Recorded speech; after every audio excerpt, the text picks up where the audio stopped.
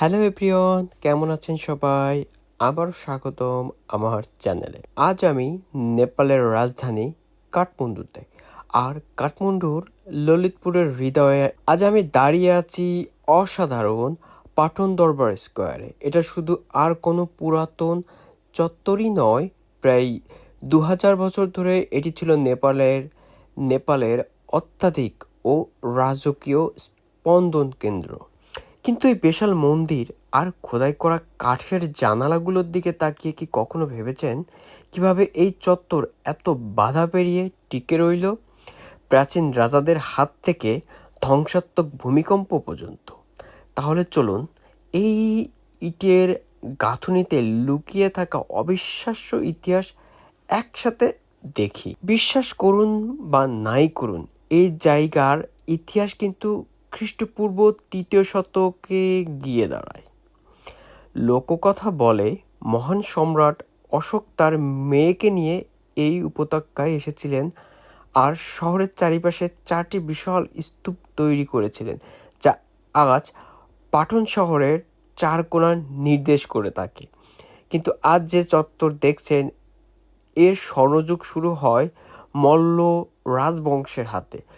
1600 শতকের মল্ল রাজারা শুধু শাসক ছিলেন না, তারা ছিলেন শিল্পী।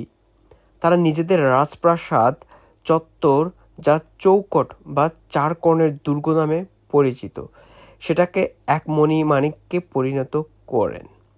1627 সালে তারা তৈরি করেন বিখ্যাত সুন্দরী চোং, যার মধ্যে আছে এক অপূর্ব পুকুর, আর চত্বর ভরিয়ে তোলেন দৃষ্টিনন্দন শিখরশৈলীর মন্দিরে।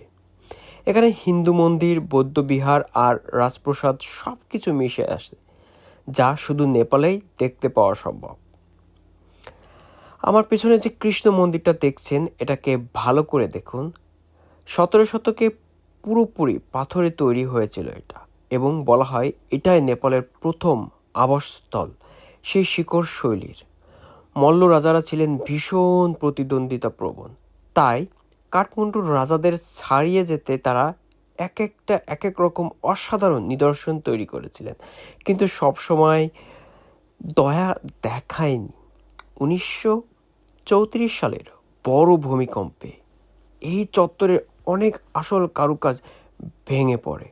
তারপর 2015 সালে আরেক দুর্যোগ আঘাত হানে এই ঐতিহাসিক চারনারায়ণ মন্দিরের মতো প্রাচীন কাঠামো তখন ধ্বংসস্তূপে পরিণত হয়। কিন্তু 1934 সালের বড় ভূমিকম্পে এই চত্বরের অনেক আসল কারুকাজ ভেঙে পড়ে। তারপর 2015 সালে আবারও দুর্যোগ আঘাত হানে ঐতিহাসিক এই নারায়ণ মন্দিরের প্রাচীন কাঠামোতে, তখন পরিণত হয় ধ্বংসস্তূপে। সত্যি সেটা দেখে খুবই খারাপ লেগেছিল। কিন্তু এখন ইতিহাসের সবচেয়ে সুন্দর অধ্যায়টা আসে কাঠমান্ডু উপত্যকা সংরক্ষণ ট্রাস্ট আর জার্মানি ও আমেরিকার মতো দেশের সহায়তায় স্থানীয় শিল্পীরা, যারা মূল নেয়ার নির্মাতাদের বংশধর, গত 1 দশক ধরে আস্তে আস্তে এই চত্বরকে আবারও আগের মতো তৈরি করেছেন। তারা ব্যবহার করেছেন ঐতিহাসিক ইট আর পুরানো কৌশল, যাতে চত্বর তার আত্মা না হারায়। এমনকি পুরানো রাজপ্রাসাদটিকেও বানিয়ে ফেলা হয় পাটন জাদুঘর, যা আমরা আজ এখানে আসলে দেখতে পাই।